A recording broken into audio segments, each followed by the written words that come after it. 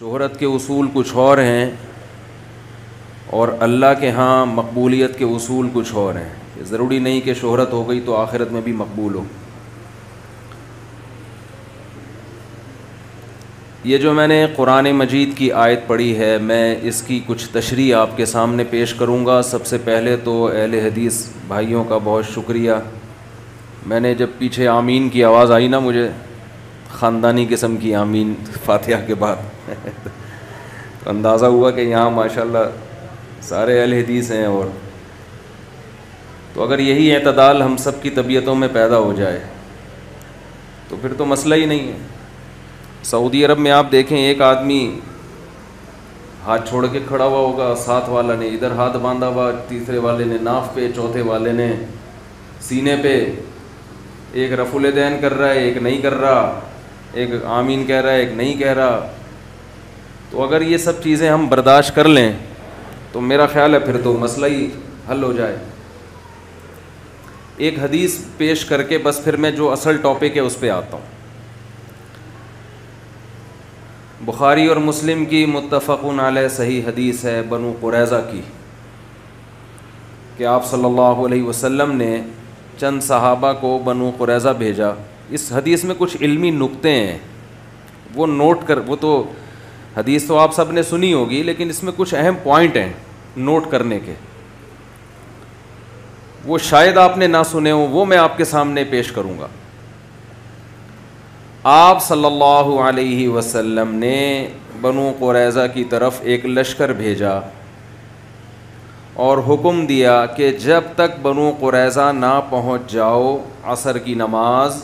اچھا، میرے بیان کا اصول یہ ہے کہ آپ کو میرے ساتھ بولنا پڑے گا، ٹھیک ہے نا؟ جیسے میں جملہ ادھورا چھوڑ دوں تو آپ فل ان دا بلینکس، خالی جگہ پر کر دیں تاکہ مجھے اندازہ ہو کہ آپ بھی میرے ساتھ شریک ہیں. ایسا محسوس نہ ہو کہ جیسے میں ٹی وی میں آ رہا ہوں، ٹھیک ہے نا؟ تو آپ صلی اللہ علیہ وسلم نے بنو قریظہ کی طرف صحابہ کو بھیجا اور حکم دیا کہ جب تک بنو قریظہ نہ پہنچ جاؤ کسی نے عصر کی نماز نہیں پڑھنی. ٹھیک ہے، مشہور حدیث ہے. راستے میں نماز کا ٹائم قضا ہونے لگا، صحابہ پریشان ہو گئے. بھائی ایک طرف نبی کی حدیث ہے بھائی جب تک مقام پہ نہ پہنچو عصر نہیں پڑھنی، لیکن دوسری طرف قرآن کی آیتیں ہیں، حافظوا علی الصلوات والصلاۃ الوسطی، خصوصاً درمیانی نماز کی حفاظت کرو، عصر کی نماز کی. رائے کا اختلاف ہوا ہے اور یہ اختلاف پیغمبر صلی اللہ علیہ وسلم کی مخالفت کرنے کے لیے نہیں، پیغمبر صلی اللہ علیہ وسلم کی اتباع کرنے کی غرض سے ہوا ہے کہ نبی کی اصل منشا اور اصل مراد ہے کیا.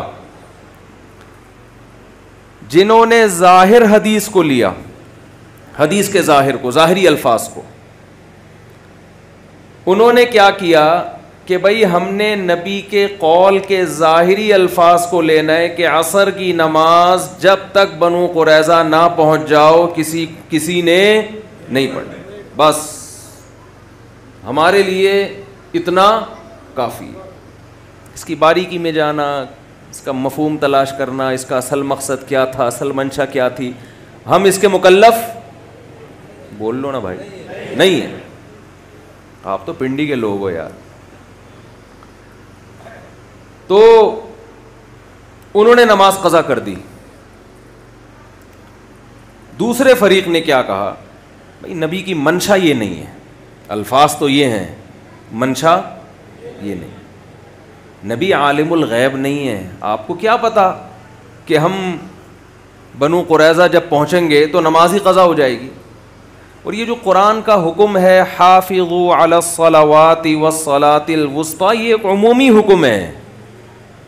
یہ قرآن کی آیت اصل ہے اور حدیث ایک خاص شرط کے ساتھ مقید. یہ میں اصطلاحی زبان میں اس کو سمجھانے کی کوشش کر رہا ہوں.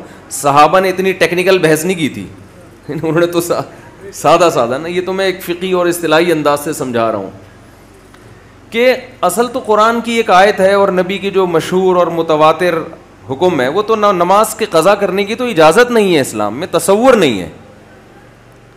تو یہ جو حکم دیا جا رہا ہے کہ بنو قریظہ پہنچنے سے پہلے، یہ ایک قید اس میں لگی ہوئی ہے. وہ قید یہ ہے کہ بشرطے کہ وہاں پہنچ جاؤ. اگرچہ اس کی صراحت نہیں ہے، دوسرے دلائل کی روشنی میں یہ شرط کی صراحت کی ضرورت نہیں تھی، یہ شرط لگی ہوئی ہے. ایک فریق نے نماز کو قضا کر دیا، دوسرے فریق نے نماز وقت پہ پڑھی. جب یہ وفد واپس آیا، نبی صلی اللہ علیہ وسلم کو اطلاع ملی، آپ نے کسی فریق کی مخالفت نہیں، کسی کو غلط قرار نہیں دیا. دیکھو نبی کے دور میں جو واقعات ہوئے ہیں نا، وہ اتفاقی نہیں ہیں، وہ اللہ کی طرف سے وجود میں لائے گئے ہیں امت کو ایک سبق دینے کے لیے. اسلام میں دو قسم کے اختلاف ہیں. ایک بنیادی عقائد، یہ بنیادی کا لفظ اس لیے بتا رہا ہوں کہ جب عقیدوں کی پیچیدگی میں جائیں گے تو اس میں بھی اختلاف ہوگا اہل حق کا. عقیدہ ہمیشہ اصولی نہیں ہوتا، عقیدوں کی بھی جب گہرائی میں جائیں گے نا پھر 10 فرقے بنیں گے. جو بیسک عقیدے ہیں اسلام کے، ان میں اختلاف کی اسلام نے اجازت نہیں دی. اس میں اگر اختلاف کرے گا گمراہ ہے. ان 73 فرقوں میں 72 میں شامل ہے جو فنار، جو جہنم کی آگ میں ہوں گے. وہ کیا اختلاف ہے؟ عقیدہ توحید میں اختلاف. جی ہمارا رائے کا اختلاف ہے کہ خدا ایک بھی ہو سکتا ہے، دو بھی ہو سکتے ہیں. رائے کے اظہار کی ہر ایک کو اجازت ہے. یہ نہیں، یہ مارکیٹ میں بولو بھائی، اتنا براڈ مائنڈڈ بننے کی ضرورت. ایک صاحب نے مجھ سے پوچھا، آپ مفتی صاحب بڑے براڈ مائنڈڈ قسم کے ہیں، اگر کوئی یہ کہتا ہے نبی صلی اللہ علیہ وسلم ہر جگہ حاضر ناظر، مشکل کشا، حاجت روا سب چیزیں ہیں، تو اس کے پیچھے نماز جائز ہے؟ میں نے کہا نہیں جائز نہیں. اتنا جو ہے نا، اتنے ہم اکثر ایک نعرہ لگایا جاتا ہے نا کہ یہ مولوی لوگ جو ہے لوگوں کو دائرہ اسلام سے نکالتے ہی رہتے ہیں. بھائی دائرہ اسلام سے ہم نکالتے نہیں ہیں، لیکن جو پکا نکل گیا ہو اس کو ہمیں دائرے میں لانے کی بھی اجازت نہیں ہے. ہمارے معذرت کا تھوڑی ابیوزو لینگویج استعمال کر سکتا ہوں معذرت کے ساتھ، تھوڑی اسٹائل ہے میرا، کیا کریں مجبور ہیں. یہ ہمارے باپ کا دین نہیں ہے، اتنا اس سے زیادہ نہیں ہے انشاءاللہ. یہ ہمارے باپ کا دین نہیں ہے. یہ دائرہ ہمارے باپ کا بنایا ہوا تھوڑی، یہ تو اللہ کا بنایا ہوا دائرہ ہے. ہم کوشش تو یہی کرتے ہیں بھائی، کفر کا فتویٰ حتی الامکان جب تک کوئی صحیح تعویل ہو سکتی ہے کسی پہ کفر کا فتویٰ نہ لگایا جائے، لیکن اس کی بھی ایک حد ہوتی ہے. ایک آدمی اپنی بات کی خود تعویل کے لیے تیار نہیں ہے.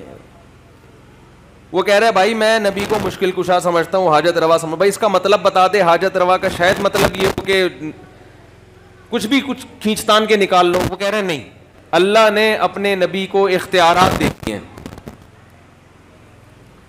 کہ وہ جب چاہیں جس کی چاہیں مدد کر سکتے ہیں. تو بھائی اب وہ تو خود اپنی بات کی تعویل نہیں کر رہا نا، تو ہم کیسے اس کی کھینچتان کے لے آئیں اس کو. عقیدہ توحید ہے.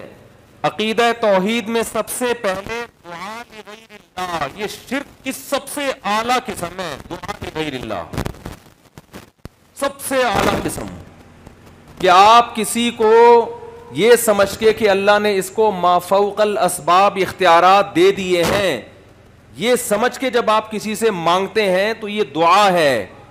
یہ وہ پولیس والی ہیلپ لائن نہیں ہے کہ لوگ کہتے ہیں پولیس سے مدد مانگنا جب شرک نہیں ہے بھائی، تو بزرگوں سے مدد مانگنا کہاں سے شرک ہو گیا. بھائی پولیس کی مدد اسباب کے تحت ہوتی ہے. ابھی میں عقیدہ توحید بیان کرنا ہی، وہ تو پھر لمبا بیان ہو جائے گا پورا. پولیس کی مدد اسباب کے تحت ہوتی ہے، اور جو ان کو معبود سمجھ کے پکارا جاتا ہے ما فوق الاسباب، کہ اس کو کچھ ایسی اختیارات دے دیے کہ اس کو سبب کی ضرورت نہیں ہے، اس کو پولیس کی بھی ضرورت نہیں ہے ویسی مدد کرنے کا. تو عقیدہ توحید ہے، عقیدہ ختم نبوت ہے، عقیدہ رسالت ہے. آپ صلی اللہ علیہ وسلم اللہ کے نبی ہیں. جنت، جہنم، آخرت، ان چیزوں میں اختلاف رائے کی اجازت نہیں ہے. کوئی اختلاف رائے کرے گا تو ہم ماریں کوٹیں گے نہیں، دائرہ اسلام سے اس کو بہرحال کیا کریں گے، ہم نہیں باہر کریں گے. باہر وہ ہو چکا ہے، ہم بتائیں گے کہ ہو گیا. یہ حضرت مفتی محمد شفیع صاحب سے ایک دفعہ کسی نے پوچھا کہ یہ مولوی لوگ دین کے ٹھیکیدار کیوں بنے ہوئے ہیں؟ وہ دائرہ اسلام میں باہر ہے، وہ دائرہ اسلام کے اندر داخل ہے، وہ خارج ہے، یہ ٹھیکیدار کیوں بنے ہوئے؟ انہوں نے فرمایا ہم ٹھیکیدار نہیں، چوکیدار بہرحال ہیں، ڈنڈا لے کے بیٹھے ہوئے ہیں، غلط چیز کو اندر آنے نہیں دیں گے. ہم ٹھیکیدار نہیں ہیں، ہم کیا ہیں؟ دین کے چوکیدار بہرحال ہیں. اسلام کا ایک باؤنڈری ہے، اس باؤنڈری کے سے آپ کو نکلنے کی اجازت نہیں ہے. تو بیسک عقیدہ توحید ہے، عقیدہ رسالت ہے، عقیدہ تقدیر ہے. ان میں اسی طرح اہل سنت والجماعت کا متفقون علیہ عقیدہ ہے صحابۃ کلہم عدول، سارے صحابہ کیا ہیں؟ عادل ہیں. حضرت معاویہ رضی اللہ تعالی عنہ سے مروی حدیثیں بخاری میں بھی ہیں، مسلم میں بھی ہیں. کوئی ایک محدث ایسا نہیں ہے جس نے حضرت معاویہ کی حدیث کو معاویہ ہونے کی وجہ سے چھوڑا ہو، کوئی ایک محدث ایسا نہیں ہے. آپ جو ان پر الزامات لگاتے ہو، انہوں نے حضرت علی کو برسر منبر معاذ اللہ نقل کفر گالیاں دلوائیں، جو جھوٹے الزامات، گالیاں دینے کی ترغیب دیا کرتے تھے. بتاؤ داماد رسول کو جو گالیاں دینے کی ترغیب دیتا اور برسر منبر گالیاں دیتا وہ عادل ہو سکتا ہے؟ عادل کا مطلب ثقہ، نیک. تو یہ عجیب دوغلی معاذ اللہ نقل کفر دوغلی پالیسی ہے کہ محدثین عادل بھی کہہ رہے ہیں اور یہ بھی مان رہے ہیں کہ معاذ اللہ گالیاں دیا کرتے تھے. تو یا تو میرے بھائی گالیاں نہیں دیتے تھے، یا آپ نے یہ اردو کے میں خود سے ایک ترجمہ کشیدہ ہوا ہے اور خود سے حضرت معاویہ پہ آپ نے ایک الزام تھوپا ہوا ہے. ابھی میرا یہ ٹاپک نہیں، میں چاہ رہا ہوں جو بات میں کہنا چاہ رہا ہوں جلدی سے ہو جائے. میرے اندر بڑے فالٹ یہ ہے کہ میں جب چلتا ہوں نا کسی اسٹیشن کی طرف تو راستے میں قیام تام میں بہت ٹائم ہمارا گزر جاتا ہے. تو بیسک عقیدوں میں کسی کو اختلاف کی اجازت نہیں ہے، اس میں نہیں. دوسری بات ہے فروعی مسائل. اب مجھے ایک بات بتاؤ کہ فروعی مسئلے میں اسلام میں جو عملی مسائل ہیں ان میں سب سے زیادہ، یعنی توحید کے بعد سب سے اہم حکم نماز کا ہے یا نہیں ہے؟ بولتے کیوں نہیں بھائی، کیا ہو؟ اسلام میں جب آدمی مسلمان ہوتا ہے، یعنی شرک کے بعد سب سے بڑا جرم گناہ کیا ہے اسلام میں؟ نماز قضا کر دینا. امام احمد ابن حنبل تو اس کے قائل ہیں کہ وہ اسلام سے ہی خارج، اور عبداللہ بن مسعود کی صحیح حدیث بھی ہے اس بارے میں کہ ہم نبی کے دور میں کسی گناہ کو کفر نہیں سمجھتے تھے، لیکن نماز چھوڑنے کو ہم کیا سمجھتے تھے؟ کفر. اب یہاں کفر سے کفر دون کفر مراد نہیں ہو سکتا، اس لیے کہ وہ تو سارے گناہ ہیں نا، اس میں تعویل نہیں ہو سکتی عبداللہ بن مسعود کے اس قول میں. اس لیے امت میں اختلاف رہا ہے کہ کسی گناہ کے بارے میں کسی مجتہد کا یہ قول نہیں ہے کہ چھوڑنے سے کافر ہو جاتا ہے. لیکن امام احمد بن حنبل کا نماز کے بارے میں کیا قول ہے؟ جان کر چھوڑنے سے کافر ہو جائے. حتیٰ کہ شیخ بن باز کا یہ فتویٰ تھا، سعودیہ کے سابق مفتی اعظم، کہ اگر کوئی رات کو سویا اور اس نے فجر کی نماز کا الارم نہیں لگایا اور الارم لگایا صبح آفس کا 8 بجے کا، وہ کافر ہو جائے گا، اس کا نکاح بھی ٹوٹ جائے گا. تو اتنا بڑا حکم. ایک بات، صحابہ کا کس میں اختلاف ہو رہا ہے؟ یہ جو بنو قریظہ والی حدیث میں، روزے میں ہو رہا ہے، زکوٰۃ میں ہو رہا ہے، کس میں ہو رہا ہے؟ نماز میں. اس سے بڑے اختلاف کی مثال مل نہیں سکتی. ایک یہ نمبر لگا کے نوٹ کریں. دوسرا، نماز بھی کسی سنت یا نفل نماز میں اختلاف نہیں ہو رہا. ہمارے تو پھڈے ہوتے ہیں نا، ظہر سے جمعے سے پہلے 4 سنتیں موقع ہیں یا نہیں ہیں، یا جمعے کے بعد ہیں یا نہیں ہیں، عشاء کی کتنی رکعتیں ہیں، یہ چلتا ہے نا آپس میں. پولیس بلوانی پڑے گی بھائی سمجھانے کے لیے بات. ہمارے پھڈے کیا چل رہے ہوتے ہیں؟ فرائض میں ہمارا کوئی اختلاف نہیں ہے، ہمارا تو سنتوں میں چل رہا ہوتا ہے کہ ظہر سے جمعے سے پہلے کی 4 ہیں، جمعے کے بعد کی ہیں کہ نہیں ہے. کچھ کہتے ہیں نہیں ہے، کچھ کہتے ہیں. وہ صدیوں پرانے جھگڑے ہیں، وہ چل رہے ہیں اور وہ چلتے رہیں گے. وہ عیسیٰ علیہ السلام سے پہلے کوئی ختم، جب حضرت عیسیٰ علیہ السلام آئیں گے نا وہی ختم کریں گے. اس سے پہلے ہمیں برداشت کرنا ہے ان پھڈوں کو، سمجھ رہے ہیں نا، یہ ختم ہونے والے نہیں ہیں. تو یہ جھگڑے، یہ سنتوں کی لڑائی ہوتی ہے ہماری. اور حضرت نبی صحابہ کے دور میں جو اختلاف ہوا وہ نماز کی سنتوں میں نہیں بلکہ نماز کی فرض میں. کتنے پوائنٹ ہو گئے؟ 2. نوٹ کریں اس کو. 4 شادیوں پہ بھی بات ہوگی انشاءاللہ، یہ ذہن میں رکھیں. یہ تو میں فرض سمجھتا ہوں. ایک صاحب ہمارے دوست ہیں, بڑی توحید کی بات بہت کرتے ہیں نا, مجھے ایک دن کہنے لگے یار تم 4 کے قائل ہو, میں توحید کا قائل ہوں. مجھے کہنے لگے میں 1 کا قائل ہوں. یہ توحید, یہ عقیدہ توحید کے زیادہ قریب 1 ہے یا 4 ہے؟ 1 ہے نا. میں نے ان سے کہا توحید اللہ کا خاصہ ہے, اللہ کے علاوہ کسی کو یہ حق دینا یہ توحید میں شرک ہے. میں ہوتا یہ خالص توحید نہیں ہے بھائی, اللہ اکیلا بس اللہ ہی ہے, بیویاں اکیلی نہیں ہونی چاہیے. ہم صرف ہمارا معبود 1 ہے بس, اس کے بعد ہر چیز ہماری 8-8 10-10. باپ بھی 1 ہوتا ہے, ماں بھی 1 ہوتی ہے, بیویاں دوست ماتحت یہ ہول, باپ بھی 1 ہوتا ہے, ماں بھی 1 ہوتی ہے, بیویاں دوست ماتحت یہ ہول سیل کے حساب سے ہونے چاہیے. یہ میں تھوڑا سا بھی آگے چلیں گے اس پہ انشاءاللہ, تھوڑی دیر میں بات کروں گا اور میں آپ کو اس کے نقصانات بتاؤں گا جو ایک ایک ہم نے رکھ کے, جو قوم کا جو بیڑا غرق کیا ہے نا, اللہ معاف فرمائے, جو عورتوں کا جو بیڑا غرق ہو رہا ہے وہ خون کے آنسو رونے کا دل چاہتا ہے وہ حالات دیکھ کے. خیر, تو عقیدہ توحید, ہاں صحابہ 2 پوائنٹ ہو گئے. ایک اختلاف نماز میں ہو رہا ہے جو توحید کے بعد سب, کیونکہ توحید میں تو ہو نہیں سکتا تھا نا, وہ تو پھر اسلام سے خارج ہو جاتے. اختلاف کس میں ہو رہا ہے؟ نماز. نمبر 2 سنتوں میں نوافل میں نہیں بلکہ فرض میں. تیسری بات, اختلاف اس نماز میں ہو رہا ہے جس کی اہمیت سب سے زیادہ. 5 نمازوں میں قرآن کہتا ہے الصلاۃ الوسطیٰ, سب سے امپورٹنٹ کون سی ہے؟ عصر کی نماز, اس کی حفاظت کرو. اس میں اختلاف ہو رہا ہے. اختلاف کی نوعیت کم ہو رہی ہے بڑھ رہی ہے؟ بڑھ گئی. چوتھی بات,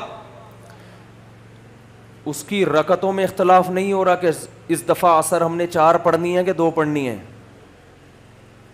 بلکہ اختلاف اس میں ہو رہا ہے کہ پڑھنی بھی ہے کہ نہیں پڑھنی. کتنے پوائنٹ ہو گئے ہے بھائی؟ 4. پھر عصر کی نماز کی کسی صفت میں اختلاف نہیں ہو رہا کہ آمین آہستہ کہنی ہے کہ زور سے کہنی ہے, رفع الیدین کر کے کرنی ہے کہ رفع الیدین کے بغیر پڑھنی ہے, جو امام کے پیچھے ہوگا اس نے فاتحہ پڑھنی ہے کہ نہیں پڑھنی. یہ نماز کی صفات ہیں, نماز کا وجود نہیں ہے. جبکہ صحابہ کا اختلاف نماز کے عدم اور وجود میں ہو رہا ہے کہ پڑھنی بھی ہے, پوری نماز ہی پڑھنی ہے کہ نہیں پڑھنی ہے. بہت مشکل ہے بھائی, میں سمجھا پا رہا ہوں اپنی بات؟ اس سے بڑا کسی فروعی مسئلے میں اختلاف ہو نہیں سکتا. لیکن نبی نے کسی ایک کو بھی ملامت نہیں کی. نبی کی یہ حدیث دیکھو, السکوت فی موضع البیان بیان, علماء جانتے کہیں بیان کرنا ضروری ہو لیکن پیغمبر پھر بھی خاموشی اختیار کر لیں, یہ خاموشی پیغمبر کا بیان. بعض حدیثیں خاموش ہیں, نبی نے فرمایا, کہاں فرمایا بھائی؟ کہیں بھی نہیں ہے بھائی. نبی اس موقع پہ خاموش ہو گئے تو یہ فرما دیا. تو یہ خاموشی نبی کی اس کی علامت تھی کہ دونوں فریق درست ہیں.